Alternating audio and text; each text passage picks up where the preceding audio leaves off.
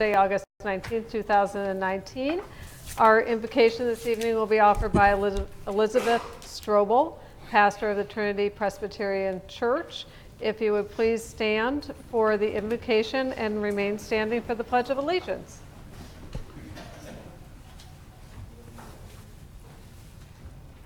Join me in prayer. Gracious God, we give you thanks for your goodness to us, and we praise you for the gift of our city and its citizens. We ask your grace and guidance upon our mayor, city council members, and city staff this evening. Bless them and grant that they would know your uplifting presence as they do their work in a spirit of wisdom, kindness, and justice. We commend all business conducted here tonight to your merciful care, and we ask these things in your holy name. Amen. Amen. I pledge allegiance to the flag of the United States of America and to the republic for which it stands, one nation, under God, indivisible, with liberty and justice for all.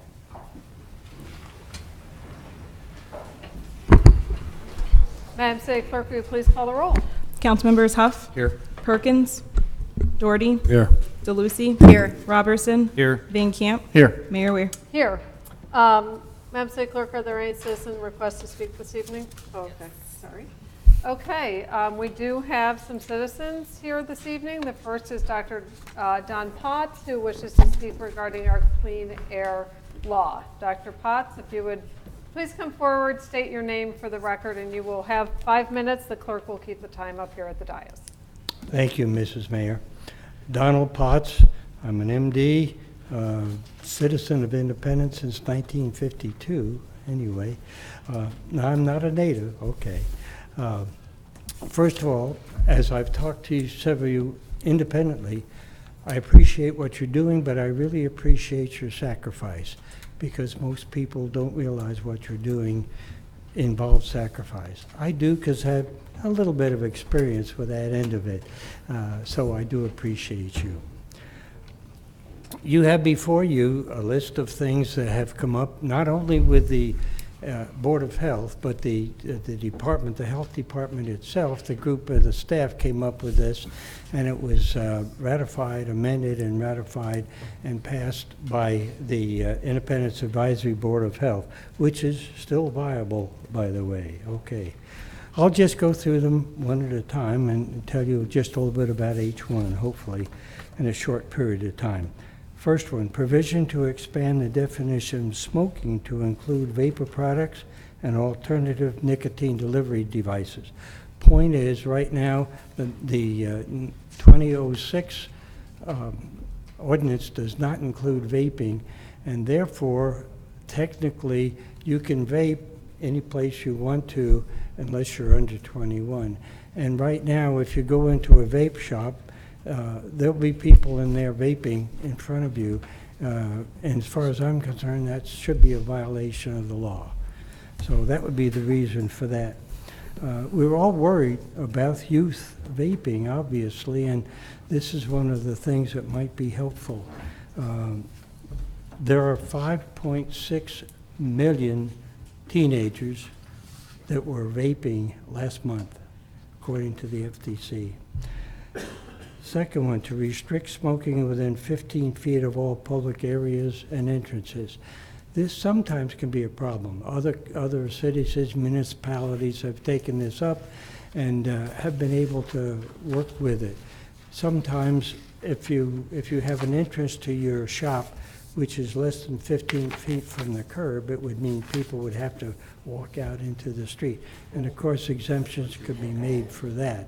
But right now, two things happen. One, in some places, especially some bars, if you want to walk into the bar and people are sitting outside smoking, you have to walk through a wall of secondhand smoke to get into that building to get what you want to eat or drink. Aaron's Bar is one example of that on 291, and another one is a place called Twin Peaks, which has got a very large opening to the outside, about 5 feet away from where kids are sitting, not smoking, no. The kids are sitting when other people are blowing smoke at them. To restrict smoking at transportation shelters and bus stops. Currently, there are 535 municipalities that have this law in effect.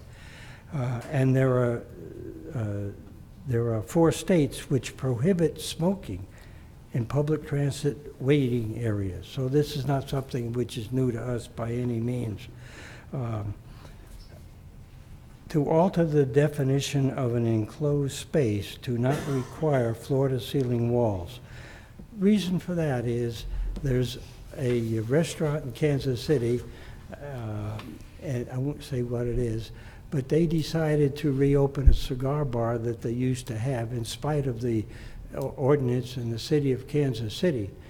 To do so, they cut off 2 inches of wall all the way around this room so that they are in compliance with the law that says the law has to go floor to ceiling. We'd like to be preemptive in that before it happens in Independence. You have 1 minute. And don't allow that. The one that probably is one of the most controversial is to prohibit smoking in all multi-unit housing. There's an old saying that if one person in an apartment house is smoking, everyone in there, including the children, are smoking too.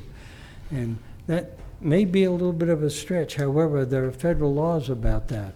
All the subsidized housing will not allow, almost all, excuse me, Section 8's different, but almost all of them require non-smoking rules to live there.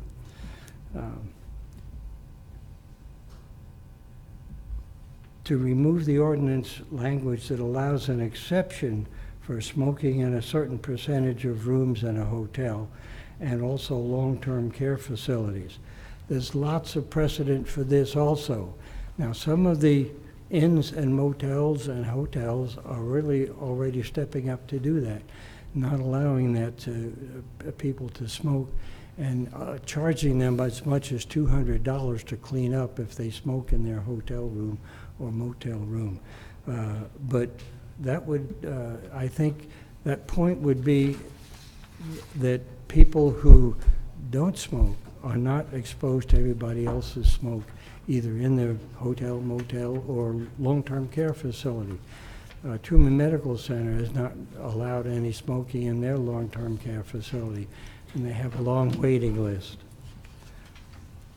And the last one is to prohibit smoking on all city property and within all city parks and recreational areas. Some of this is already in place, I understand that. But right now, we do not have a law specifically for parks and recreation areas. We have signs up there, which probably, according to the staff I've talked to, were pretty well adhered to. But we don't have a law to take anybody to call them up if they break the law, if they don't abide by the signs that are there. That was a fast run through. Anybody have any questions that I can answer? Thank you, Dr. Potts. We've heard the presentation from the Advisory Board of Health previously, so thank you for coming again and reviewing this with us. We'll move on to our next speaker. I have just one other extra. I don't think I used my 3 minutes. On the second page of the agenda at the bottom, what does it say? Is it good for the children? If somebody votes against this, that's a signal that they don't care about the health and well-being of our children or grandchildren or the next generation. Thank you. Thank you. Our next speaker this evening is Kenneth Love, who wishes to speak about the guest speakers that don't live in the city. Mr. Love, you will have 5 minutes. Does my 5 minutes start now or when I get to the microphone? When you get to the microphone. Thank you, ma'am. Good evening, Council, Madam Mayor. As I witnessed here just a few minutes ago, a 5 limit winded up being almost 9 minutes. What was the time? 7 minutes still. When you, like last week, I spoke on a Pacific ordinance, which is very true. I was only allowed 2 minutes to speak because it was the same problem over and over and over, which I in there asked for a copy that I have not received about what are the fines this company is going to get. I still haven't received that one. But one of our councilmen opened the floor for anybody that doesn't live here to speak. And I'm glad those people got to speak, because that's part of their First Amendment right, is freedom of speech. But then when I come up here to speak of a serious problem over safety in the city of Independence, this ain't the North Town, this ain't Rape Town, I'm not granted nothing but 2 minutes. Exactly what the city ordinance allows me to speak. So I say this, City Council, where were y'all last week to stand up for the citizens? You're supposed to work for the citizens. Not one of y'all stood up and said anything. But here's where I have a problem, and I will announce it tonight.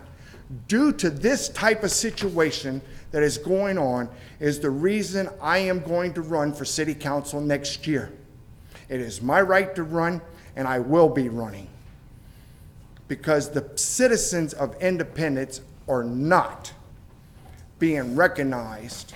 It's a flip-flop, it's a toss-out, one regulation, IP&L rates, 6% cut, when it really should be 12%. I've done the math. I've done the math many months ago, and I said it should be 12% cut. But when you start revamping and reorganizing the bills and everything, well, it's got to cost a little more here and it's got to cost a little more there. Yeah, and I know you're looking at the clock, so my time would end. But that's the problem. Citizens that pay your wages. I'm done. Our next speaker is Lucy Young, who wishes to speak on public trust. Mrs. Young. Thank you. And I don't really have a problem with Dr. Potts taking too much time. I respect him. I respect what he's trying to do, and I do understand and empathize it. I'm a smoker, and this ordinance will not affect me. I own my own house. I seldom, thankfully, you say, come up to speak at City Hall. I don't go into city parks. I can't afford to go out and eat in restaurants. So it's truly not going to make a difference to me, other than the fact that I voted on the ordinance and I approved this ordinance the way it was written for the Clean Air Act. And I do not feel that the City Council should have the right to belay public trust and overturn that or any vote. My concern is, did they talk to the Jackson County Landlord Association to see how those businessmen feel about changing all of their apartments from smoking to non-smoking? I don't have any qualms with a landlord that says, this is a non-smoking facility. In the agreement here, you will not smoke. I don't have any qualms with a motel that says, this is a non-smoking motel. Here is the agreement. If you break it, you will be charged to clean the room. I do have a problem with overturning a majority vote of the voters. This also ties into Prop P. Tonight, you're going to be changing some of the things with Prop P. The Oversight Committee is needed just for the internet tax, and I'll tell you why. Because that way they can look at the overall, there might only need 3 people be on it at this time because it will be so small, but you need to overlook the entire tax that comes in, assure the citizens that 50% went to the animal shelter, 50% went to the police department, because there's gonna come a time where you'll have a waterfall and you're gonna need somebody to have oversight over that waterfall money that goes into the general fund and accountability to the citizens. So I would urge you to create an excise, or a Prop P tax oversight committee that would delegate those 50% to the animal welfare fund and they can check and balance that the expenditures are done correctly. Allocate it to the police tax oversight committee so they can delegate it as well. And then you, created a hierarchy and thereby increased public trust. That's all I want, is to increase the public trust between the council and the citizenry. Thank you. Thank you.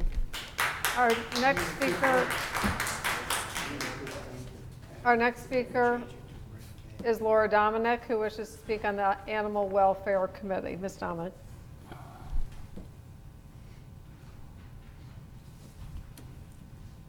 Laura Dominic, 3525 Blue Ridge Boulevard. Thanks for the segue into that, Lucy. Appreciate it. I'm mentioning Ordinance 19011, which is the ordinance that delineates how the recently passed use tax will operate. It states, the regional animal shelter portion of the use tax shall be deposited into a special regional animal shelter fund and reviewed by the Animal Welfare Committee at least annually to ensure the tax is used in the most effective way. By way of history, the approved budget for the animal shelter has two components only: compensation and benefits and operating expenses. Total compensation and benefits is just shy of $1 million at $970,000. The budgeted operating expenses are $330,000. 50% of the collected tax up to $750,000, which will be adjusted annually for inflation, will be deposited into the animal shelter use tax fund. Anything over that amount will go into the use tax fund to hire police officers.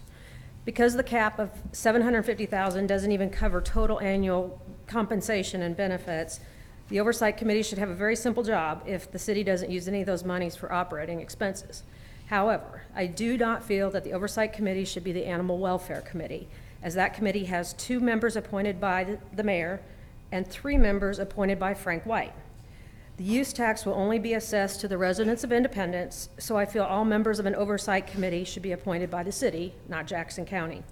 I recommend the city start a new committee made up of members appointed by the city council to serve as oversight over the use taxes collected and allocated to the animal shelter, and amend Ordinance 9011 accordingly. Thank you. Thank you.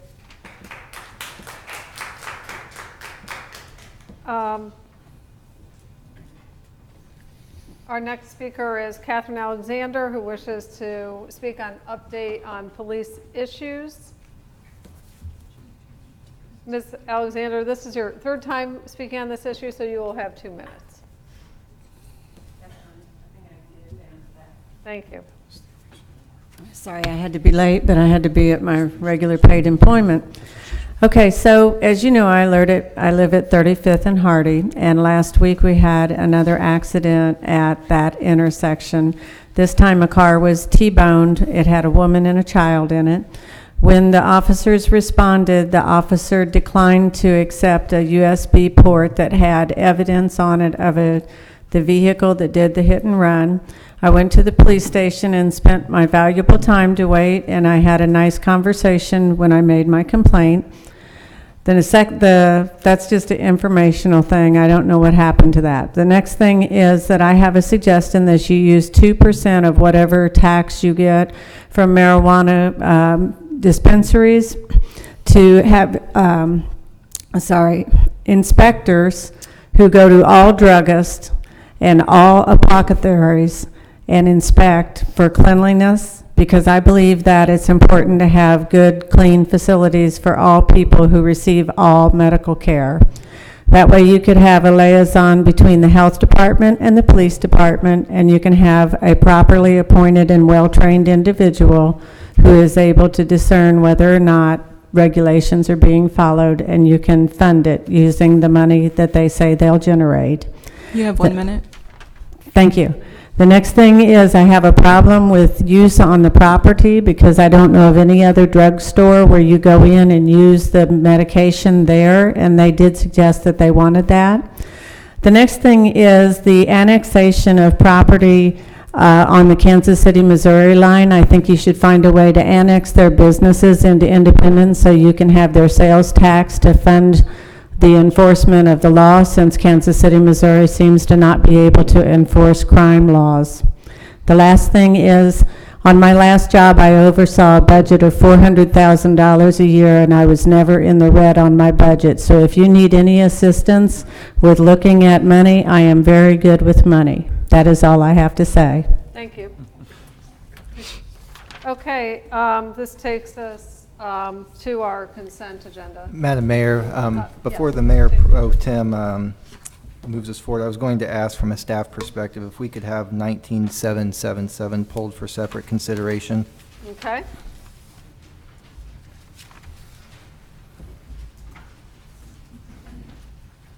Okay, Mr. City Manager, we'll get back to you. Mayor Pro Tem, if you would make a motion on the consent agenda. Mayor Weir. Yes. I move to approve the reports and recommendations of the city manager. Second. Okay, are there any other items any council member wishes pulled for Mayor. separate consideration? Councilman? 776. Okay, Madam Mayor, yes. item number 6, and I don't know if we need to have 19777 pulled by a council member or not, but if we do, I move that we pull Okay, it. all right. Any others? Yes, Councilman? 19772. Okay. That all? Okay. Madam City Clerk, will you please call the roll on the consent agenda minus resolution 19777, 19776, item number 6, and 19772. Councilmembers Huff, Yes. Doherty, Yes. DeLucy, Yes. Robertson, Yes. Vankamp, Yes. Mayor Ware. Yes. Mr. City Manager, 19777. Yes, Madam Mayor, members of the council, one of the consent agenda items you just approved was the certification of the August 6th election results on the use tax. Part of the commitment to the voters on that was the establishment of the Oversight Committees. As presently constructed, it did envision the two different committees that we already have functioning, the Animal Welfare Committee and the Public Safety Sales Tax Oversight Committee. What I, after some discussion with members of the council and some of our community members, there's a couple items that I think would be apropos to have amended tonight, and I filibustered long enough to find those. What I was asking that the council consider tonight, at your place, the clerk was generous enough to put this up here. In the title section, we think it's appropriate to clarify that the group that would be oversighting the police personnel portion, which would be the Public Safety Sales Tax Committee, specifically mentioning that their purview would be for the police personnel portion. But because this will actually be looking at two different taxes, the capital portion as well as the use tax portion, amending the name to Public Safety Tax Oversight Committee. We believed it was appropriate to amend the third whereas section to clarify how the funding mechanism works, where in which the initially 50% would fund animal shelter services and 50% would fund police personnel, and then water falling thereafter. And then down in Section 3, once again allocating that this committee would be responsible for the oversight of the hiring of police personnel, that the funds are being used in accordance with that. So I wanted to seek the council's support to make those amendments. We believe those recommendations that came forward are appropriate and help clarify the intent and continue to foster the transparency and goodwill around this recently approved tax. Okay, I would entertain a motion for approval of 19777 as amended, and then we can have discussion. I would move to amend, Madam Mayor. Is there a second? I have other suggested amendments. Okay, can we have a second on this so we can have just, okay, thank you.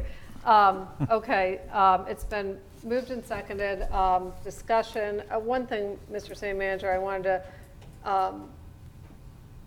to clarify in lieu of the speaker's comments.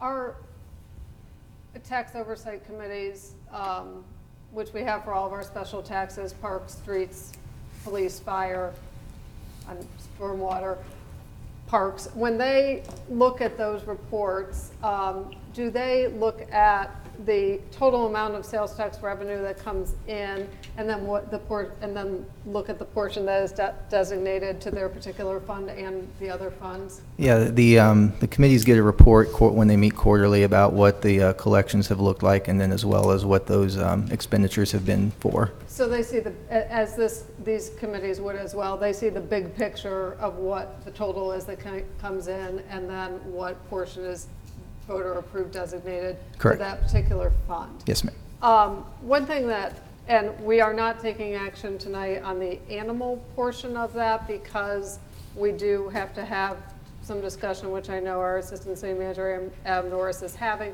with the county regarding those, the oversight of those funds. So we'll save that portion of the discussion for another night, but I just wanted to be clear that these citizen committees just don't look at these funds in a vacuum, but they look at the overall picture so they can see what's come in and that they're getting their approved share of that. Okay, Councilmember.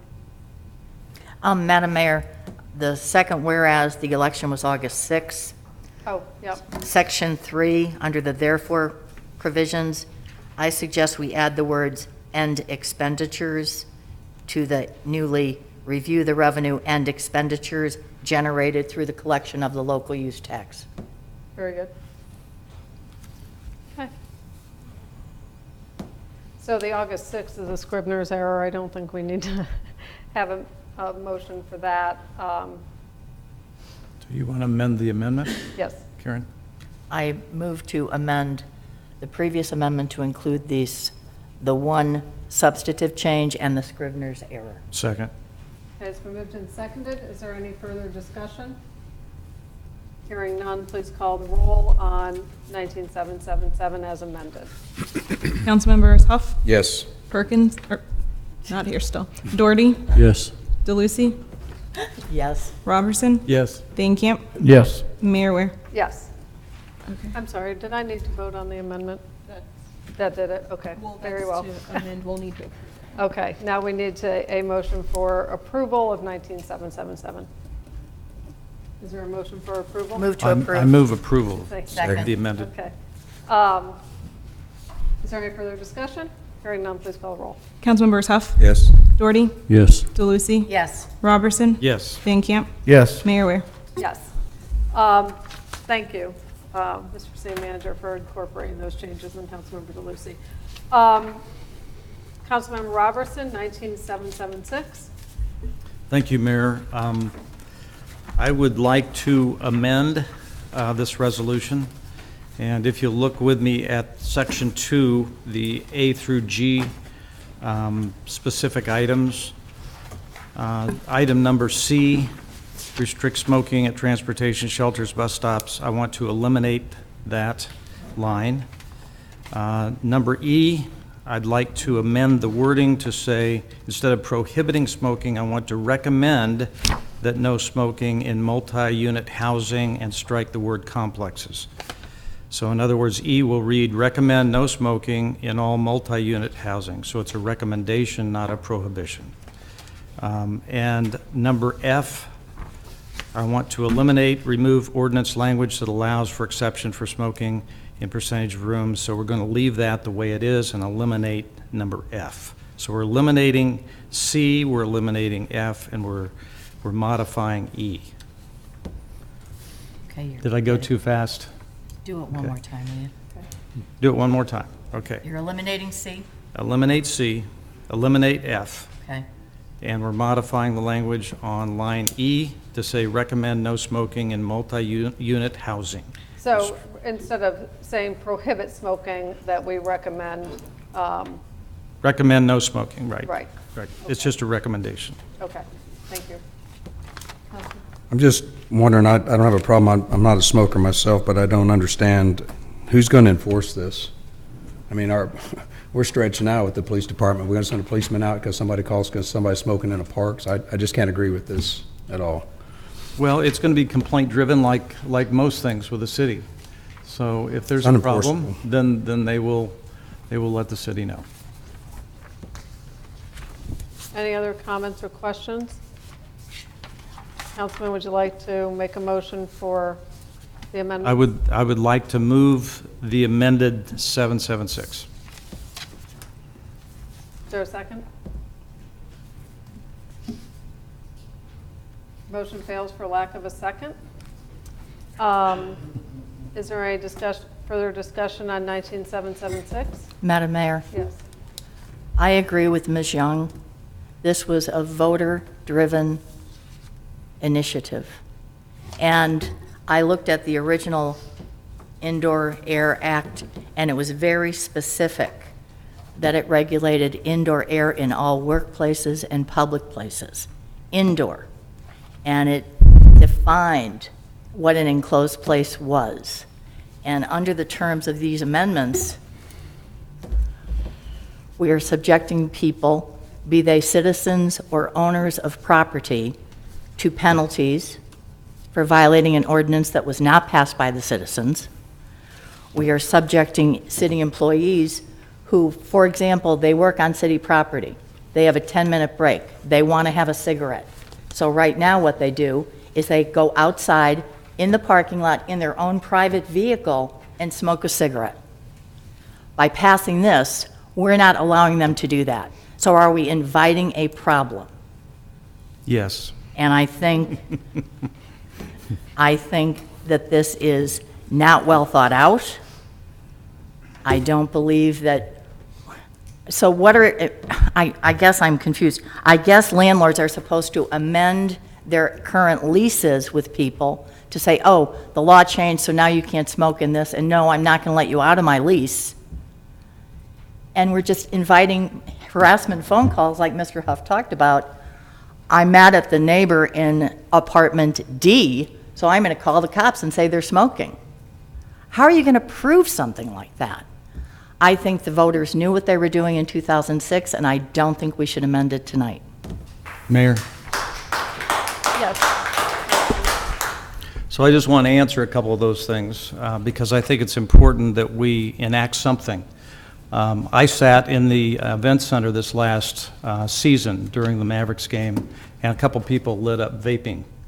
And you could see the smoke start to fill that part of the arena. We have nothing on our books right now as far as vaping goes.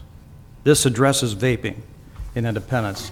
Right now, an 18-year-old can go in and buy vaping products. And we're going to see it with marijuana here as soon as that becomes legal with medical marijuana in the next year. And I don't want medical marijuana to be vaped in the event, in the Independence Arena. And it can be if we don't do anything right now. So there's a number of things that are going to be impacting you and your families and your kids and your grandkids and mine. And if we don't enact something that limits vaping and limits the purchase of vaping products by people under 21, like we have for smoking, then that will be done in any place, even on public property, even in this room while we're in session. And I don't want to see that happen. I don't want to sit here if that's going on. And so we need to enact something. Now, I removed the language prohibiting it in multi-unit housing. We changed it to just a recommendation. So I tried to do that and couldn't get a second. So I'm going to let you guys decide how to amend it, but we need to do something for vaping, and I want to see it done before our marijuana ordinance eventually passes. How would you like to amend it? You tell me.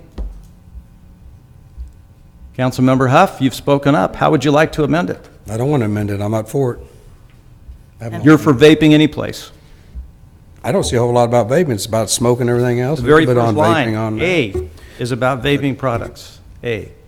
I don't know how you're going to enforce it in a park. I mean, somebody's at a park smoking a cigarette. I mean, really? We already have signs up in the park recommending not smoking. It's unenforceable. This ordinance is unenforceable. I'm not asking about enforcement. Well, why have it if we can't enforce it? Because it's a recommendation. We got It's a plenty of them. recommendation. Madam Mayor, I do have a question for staff, if they can answer. Smoking is already prohibited, and smoking is defined as inhaling, burning, carrying any lighted cigar, cigarette, plant, weed, or other combustible substance in any manner or in any form. So I wonder, doesn't that cover vaping?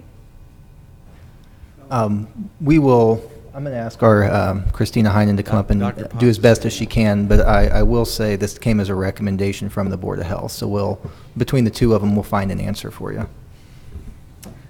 Christina Heinen, I'm Interim Animal Services Director, and I'm serving as the City Manager's designee for health. Our understanding from a few years ago was that vaping is not covered by the ordinance.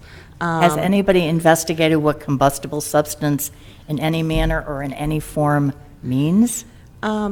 It was how it was originally written. However, my understanding is that we were told that legally vaping is not necessarily combustible from the way it's more of a heated substance. It's not Heated oil. combusted. And so that it is not covered. But it does smoke, right? Well, it releases vapor. It doesn't smoke. It just heats up the water and the different chemicals inside and release that. It's not considered combustion. Thank you, Christina. I disagree.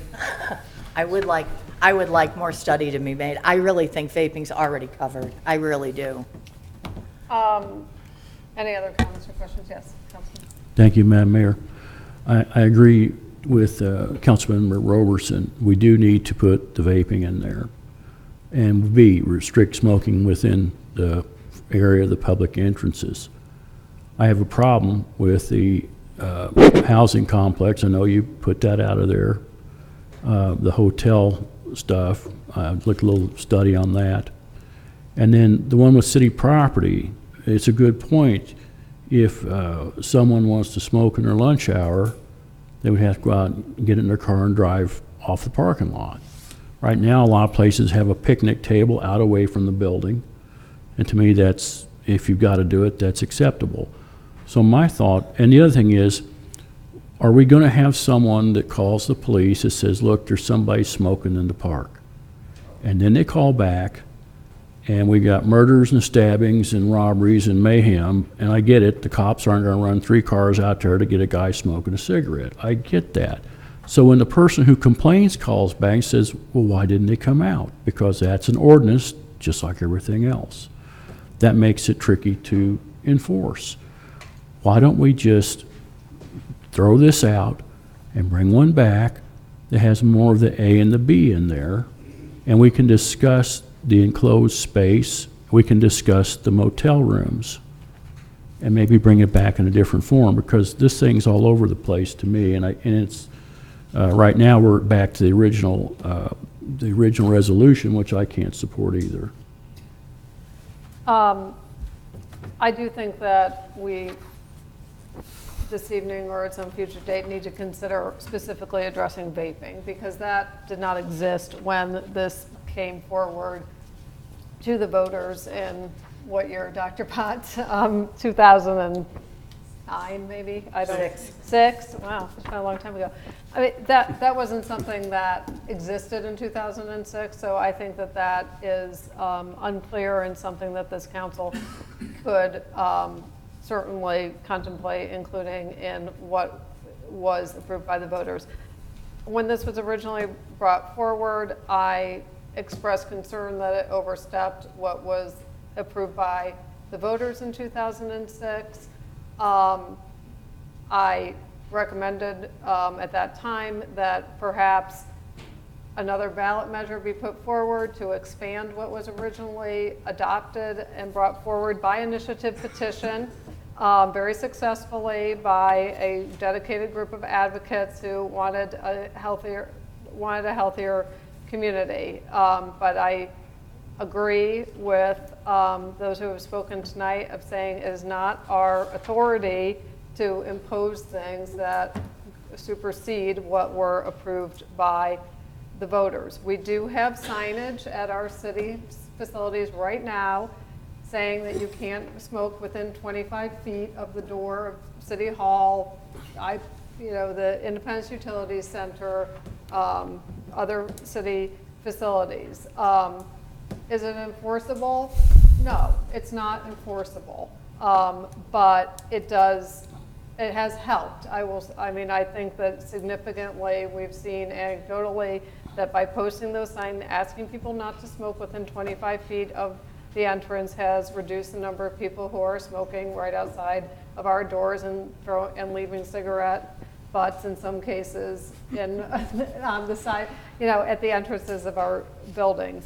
So I am not supportive of this as it stands, but I do think that there's opportunity for us to make some small modifications to modernize this to include vaping, and these other items I believe should be taken back to the voters and perhaps update that 2006 ordinance, which was a wonderful first step. I don't think it was ever intended to be the whole ball of wax, but I don't feel comfortable overturning the will of the voters.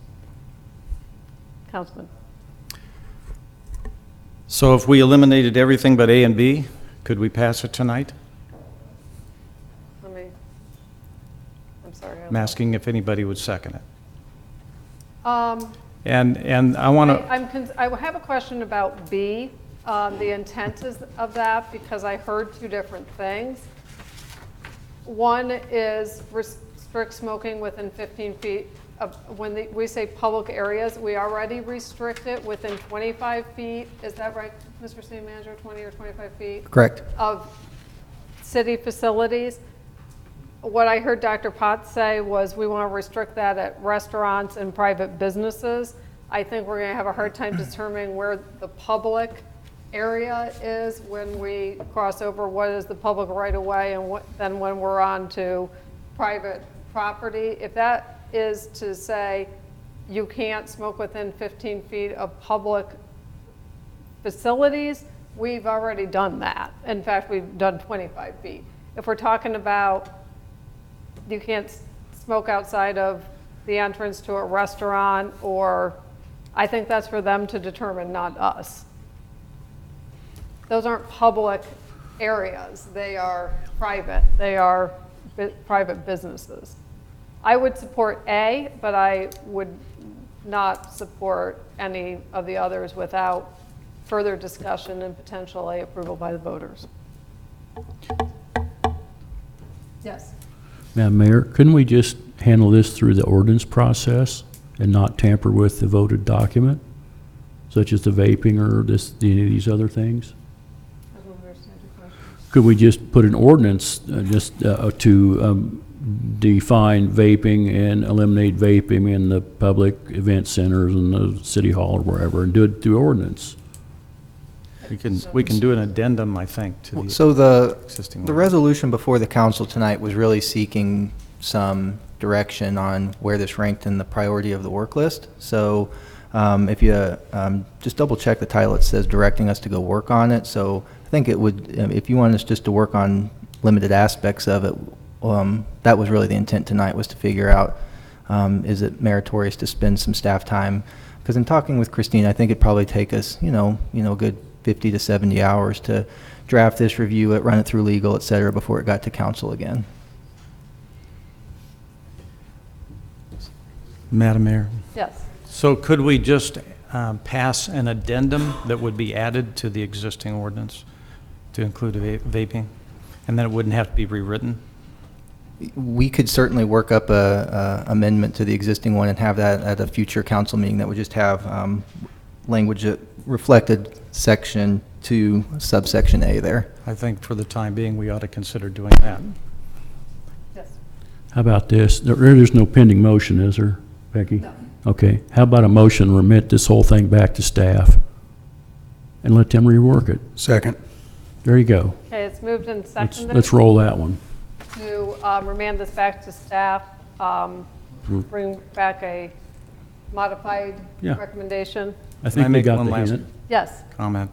So my concern is not to enforce. So I think the argument, Councilmember Huff, is hollow. When we enact an ordinance or any law, it tells society what we value. It's a learning tool. for society to say what's important, and health is important. So the act of enforcing it is not important, not as important, not near as important as telling society, and especially teenagers, what is important and what we value. So I would support us sending it back. Okay. Madam Mayor? Yes. I am not supporting sending it back. To spend 70 hours on this when we are so understaffed is a waste of staff time. We're not going to spend 70 hours. We're just going to ask them to send an addendum On the vaping. on the vaping, add the vaping to it. That's not what the motion was. The motion was to send this back to staff. The whole kit and caboodle. Sure. Let's vote this silly thing down and ask staff to please work on vaping. It's simple.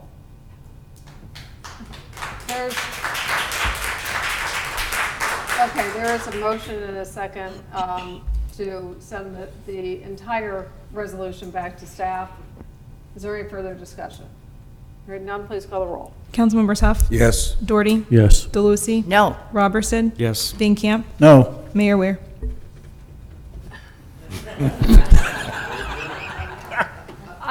I'm going to say no. I think the city manager has heard tonight the things that the council is interested in, so the motion fails. The city manager, I think that you understand, we've really got one issue that we'd like to get cleared up at this point in time. That won't take 70 hours. We'll bring forward an amendment, if not the next meeting, in 2 weeks thereafter to address the vaping portion. Okay, now we need to vote on the resolution. Okay. Question. This is the original resolution in its entirety, correct? Yes, Okay, correct. thank you. Okay, so there, Councilman Robertson, would you like to make a motion on, Yes, I'll move the resolution 776. okay. Is there a second?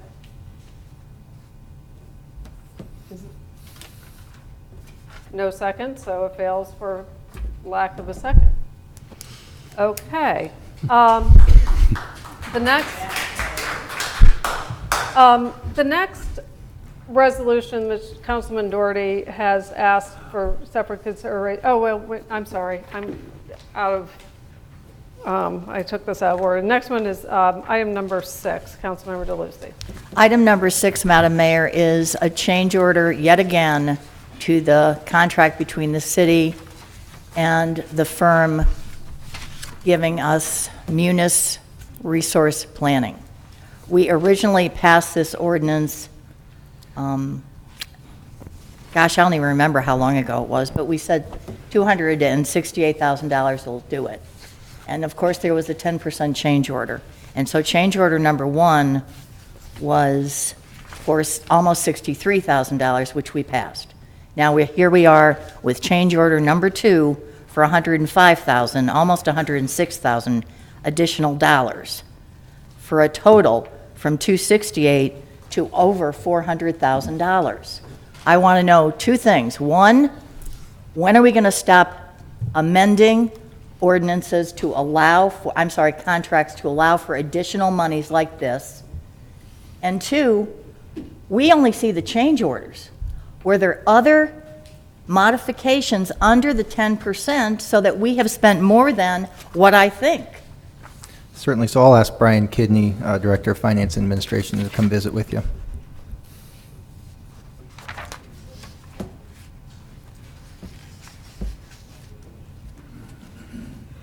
Good evening. Brian Kidney, Finance Director, City of Independence. I understand you spent some time with our CFO today to go over these. As you know, I wasn't in that meeting, so I'm not sure of all the information that you might have received on that. First of all, the second question is, this change order would be encompassing all other change orders that would have been involved, and there has not been. Okay, so this second change order includes the first change order of the $63,000? So this second change order? No. The $62,000 would have included anything between the original contract and then that change order. Okay. The change order before you this evening would be anything that was from that point to now. There has not been additional ones done. Okay, so there's been- Our purchasing policy would not have allowed us to add to that contract without coming back to the council. Even if it was under the 10%?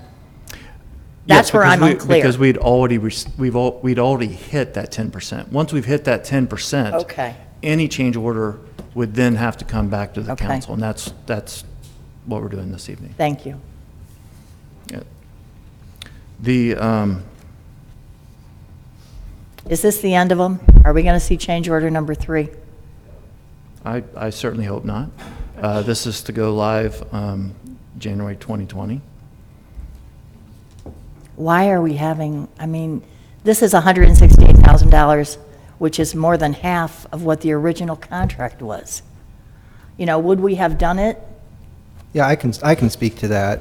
It's unfortunate that we waited till 2017 to upgrade our legacy system, which looked a lot like the Oregon Trail game I played in elementary school, green screen and function keys.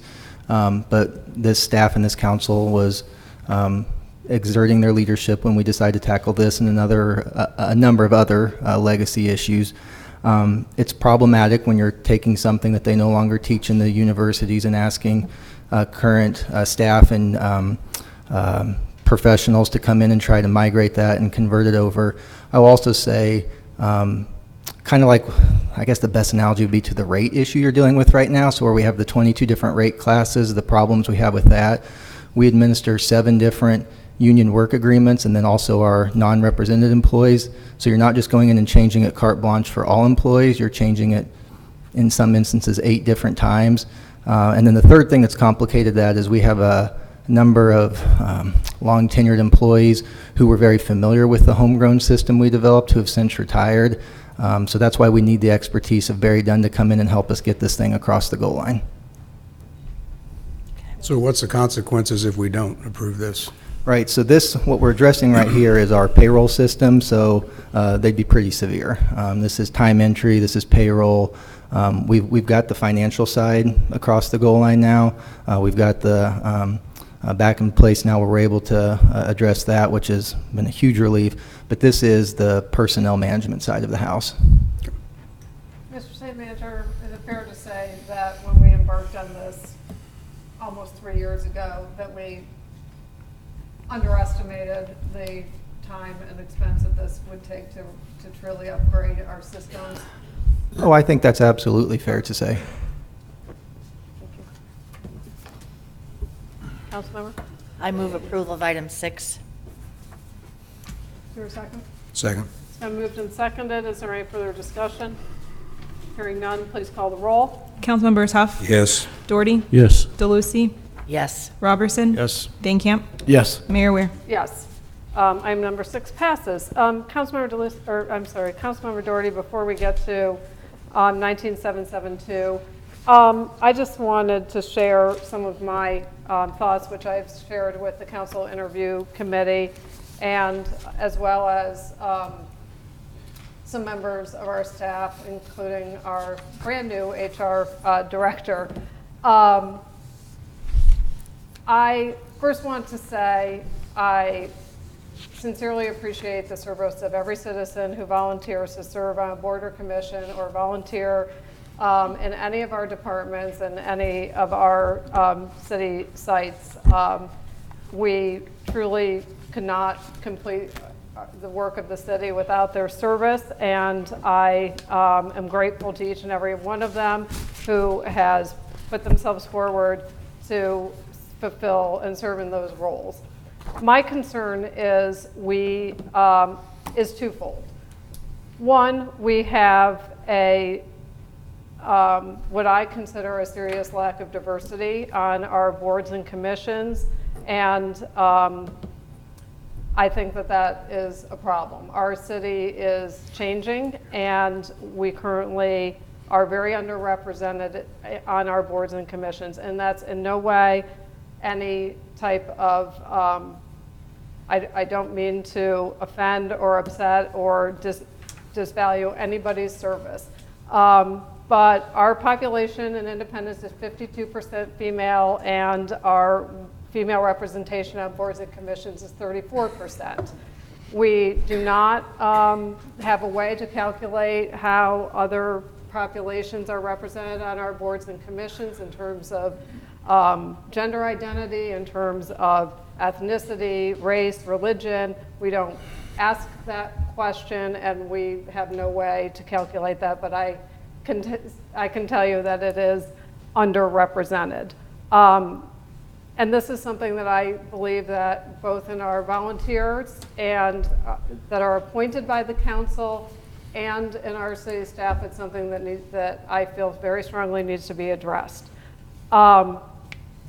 We have traditionally and continue to struggle to fill all of the board and commission seats that we have available to the citizens. In recent months, in the last year, we have consolidated some committees because committees were failing to be able to have a quorum because we simply did not have enough people. We have many people who serve on multiple boards and commissions, and we thank you for that, but we need to do better. We need to include more people in our community to serve in these roles, and we need to find ways to open up those opportunities for more people to participate and create the diversity that's truly reflective of our community. I think this is increasingly an issue in our city, in our region, and in our nation, and something that I take very, very seriously. I shared my thoughts and perspective about this with the current council interview committee, just as simply, a thought. The other problem is our council interview committee is a rotating committee. There really are no real set rules about how they conduct their business. The council interview committee, who's making these recommendations, absolutely didn't do anything out of line or at all. I don't mean that, but it doesn't, we don't say specifically, do you conduct interviews? Do you not conduct interviews? Are you able just to make recommendations? Are you required to conduct interviews? The vacancy, we have two positions to fill currently on the Planning Commission. One is a reappointment and one is to fulfill a vacancy. There were 4 women who applied for that vacancy and none of them were interviewed. There's nothing to say that they needed to be or should have been, but for me personally, I find that a problem for me that they were not granted an interview before a recommendation was made.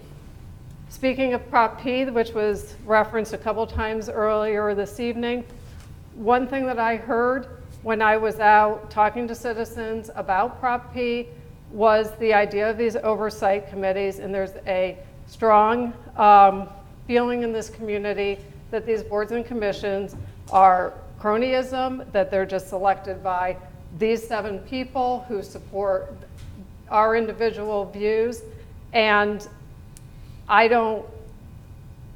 that is not good for our city, as a couple speakers said this morning. I think that we need to clarify what the council interview committee expectation is and get those rules put into place so that either we're going to conduct interviews, we're not going to conduct interviews, we're going to select people to conduct interviews, and we've talked about this a million different ways over the last several years.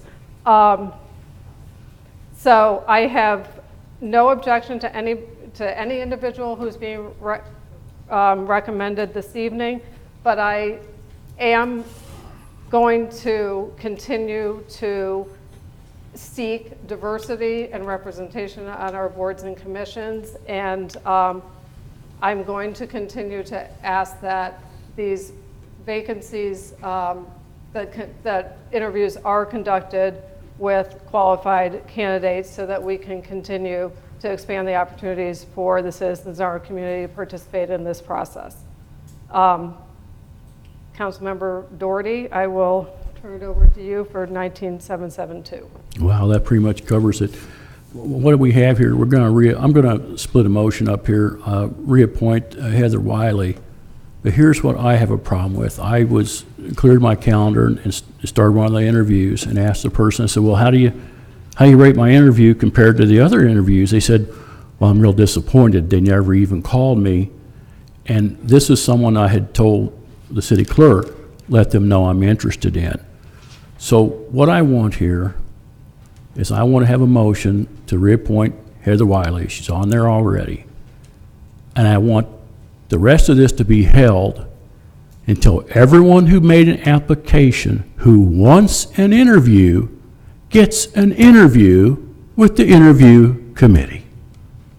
Simple as that.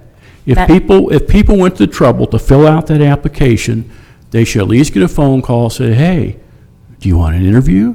Because I had one that wanted an interview and didn't get one. And the mayor said there were 4 female candidates that filled out the paper and didn't get one either. So my thought is, let's make sure everybody gets an interview that wants one, so it doesn't smack of cronyism or patronism or has a fishiness to it. Let everybody, and if they don't want, if you come back and say there were 5 people and they didn't want to interview and only one did, then we're good.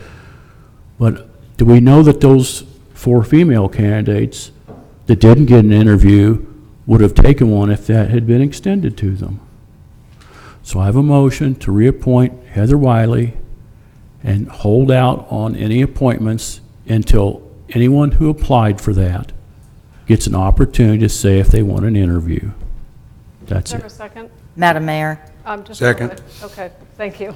I'm sorry, Councilmember. Go ahead. you don't need to split the resolution to appoint Heather. She'll serve until she's replaced or reappointed. The motion as printed in the agenda involves 2 people.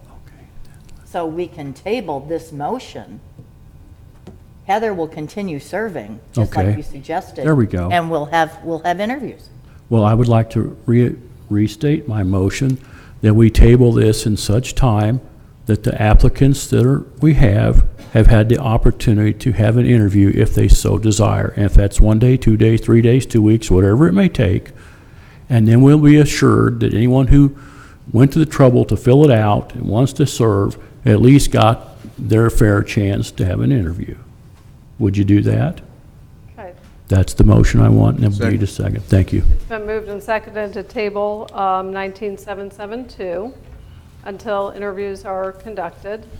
Is there any further discussion? Hearing none, please call the roll. Councilmembers Huff, Yes. Doherty, Yes. DeLucy, Yes. Robertson, Yes. Bainkamp, Yes. Mayor Weir. Yes. Okay, this moves us to our regular agenda. Our first public hearing this evening is a public hearing for the application by Philip Burns requesting a rezoning from C2 General Commercial to C3 Service Commercial for the property located at 16113 East Truman Road. This is new information only. Mr. Spinell. Yes, Mayor, members of the council, there's no new information to report on this case since the Plan Commission heard this case on July 9th of this year. Okay, is there any comments or questions from the council? Here. Here, we'll do it when we read the ordinance. Sure. Is there any questions on the public? No questions. I had a comment. I'll So close the public hearing. Okay. And Madam City Clerk, if you would please read the bill. Bill number 19050, an ordinance approving a rezoning from District C2 General Commercial to District C3 Service Commercial for property located at 16113 East Truman Road in Independence, Missouri. Second and final reading. Councilman? Thank you, Madam Mayor. This address once had a armature rewinding business for a long, long time, and then it burnt down. After it burnt down, there was the old slab where the building was. It was a weeded lot, and we always had to get on the owners to clean it up, and there was trash dumped on it. It was really a mess.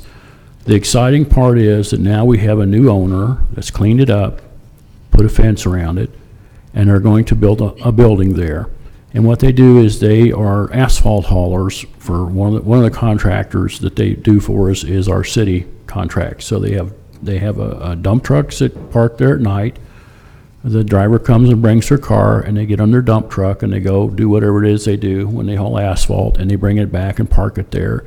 And they will build a beautiful new office there, and we will have a new business. So it's all good. Okay, thank you. Any other comments or questions? Hearing none, please call the roll. Councilmembers Huff, Yes. Doherty, Yes. DeLucy, Yes. Robertson, Yes. Van Camp, Yes. Mayor Ware. Yes. Ordinance passes. Our next public hearing is for the amendment to the Unified Development Ordinance, Chapter 14 of the Independent City Code relating to industrial setback requirements in Section 14-302. This is a full public hearing. Mr. Scannell. Yes, Mayor, members of the council. This amendment seeks to reduce the minimum exterior setbacks in our two industrial districts, that's I-1 and I-2.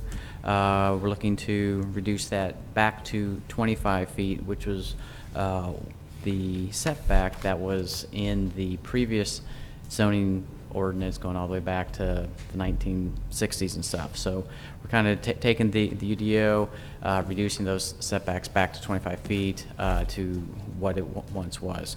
We surveyed surrounding municipalities around us, and that 25 feet is consistent with those other municipalities. That concludes my presentation and available for any questions. Okay, this is a full public hearing. Is there anyone wishing to speak in support? I just have a question. I'm sorry. Yes. Lucy Young, 2320 Viking Drive. Would that include the flood setbacks as well?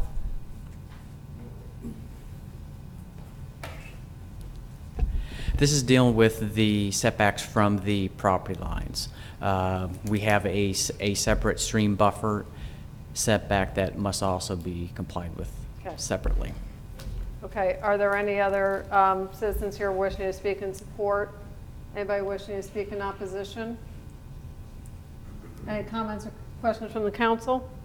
Okay, the public hearing is closed. Madam City Clerk.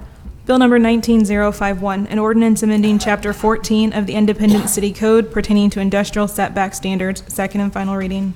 Is there any discussion on this bill? Hearing none, please call the roll. Councilmembers Huff, Yes. Doherty, Yes. DeLucy, Yes. Robertson, Yes. Van Camp, Yes. Mayor Ware. Yes. Ordinance passes. We have one non-ordinance action item. Madam City Clerk. Consideration of first amended and restated intergovernmental cooperative agreement with the Nolan Road Community Improvement District, CID. Is there any discussion on this item? Madam Mayor, Yes. as I understand it, this amendment would give free water and free electricity to the Nolan Road CID.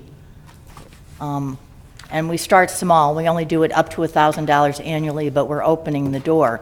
I do not believe we give free anything to any other CID in the city.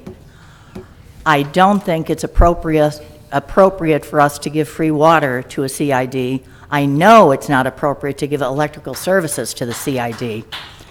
And I asked for a budget from this CID, and they have over $4 million, and they have very good projects planned, which after they spend money on their very good projects, they're going to still have $850,000 in their budget, and they're going to get more money next year.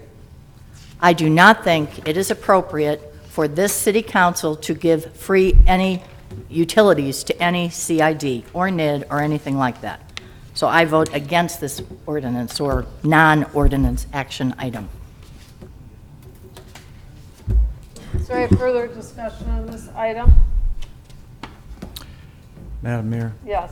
there's a couple good things in here that I think we should consider maybe in a different form, and that is assigning some of the railroad right-of-way for them, so that the city does not have that to look at or ask the railroad to maintain. I don't know if there's a way to do that, but I guess it can come back to us in a different form as well.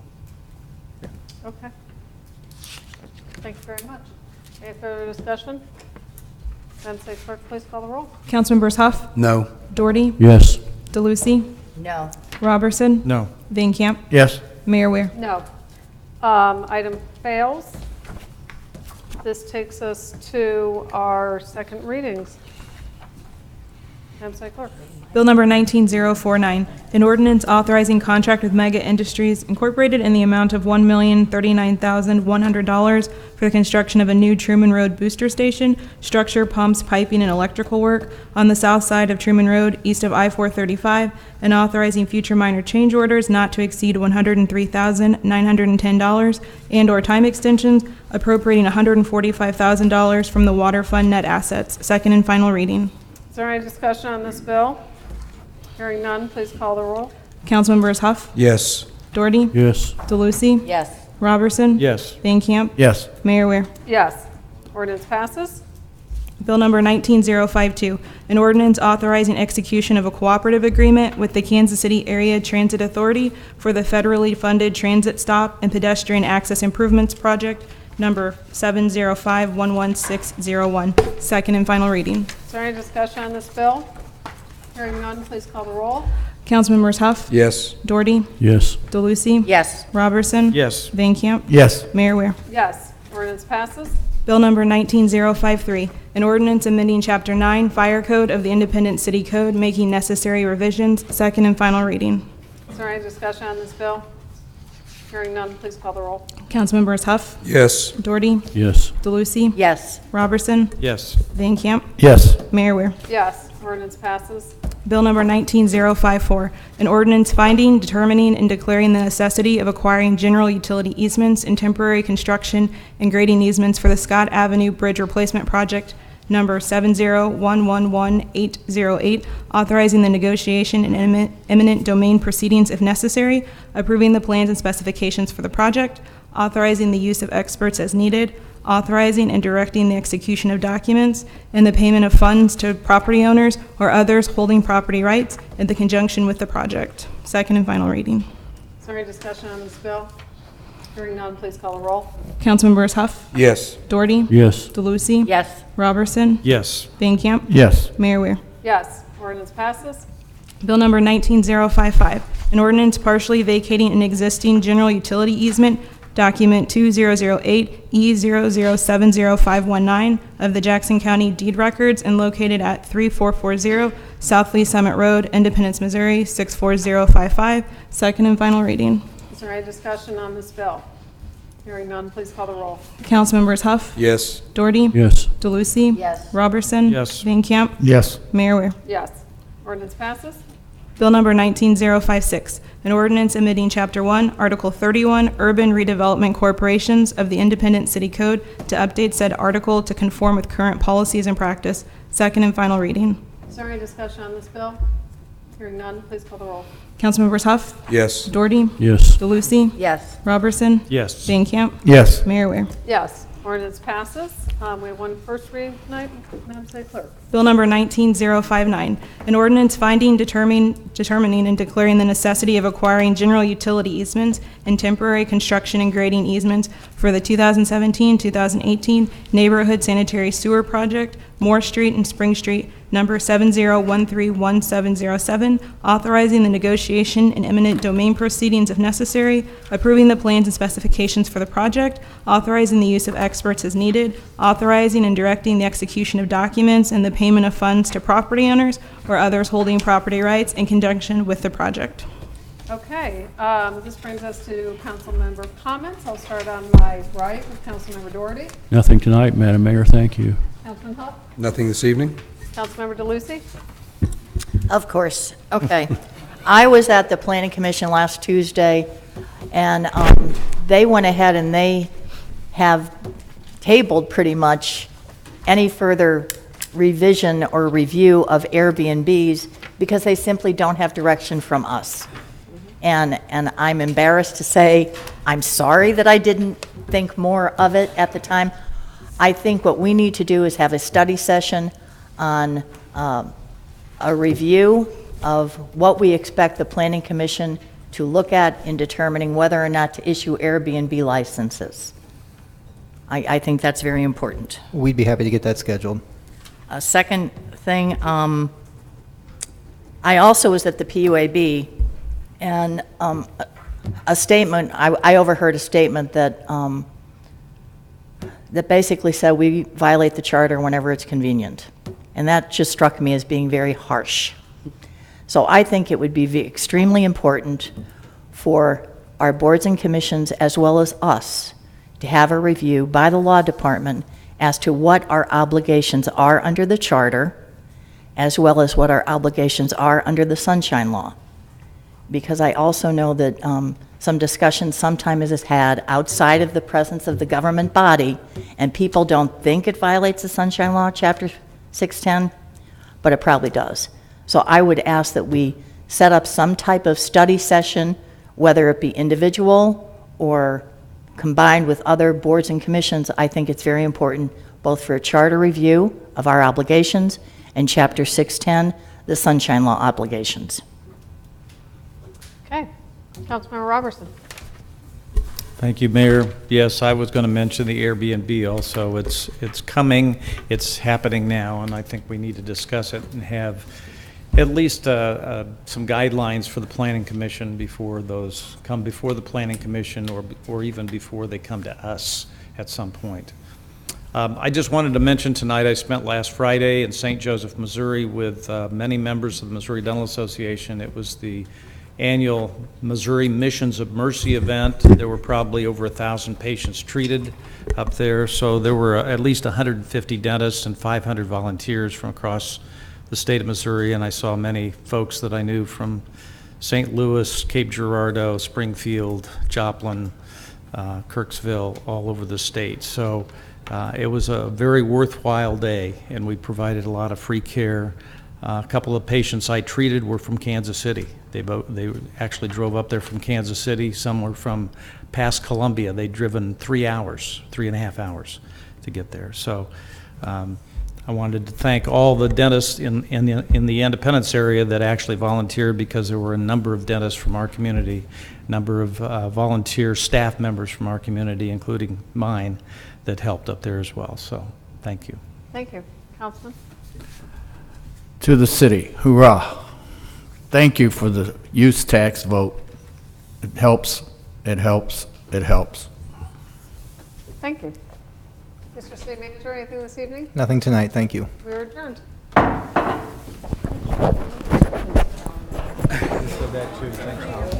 Oh, thank you. Good.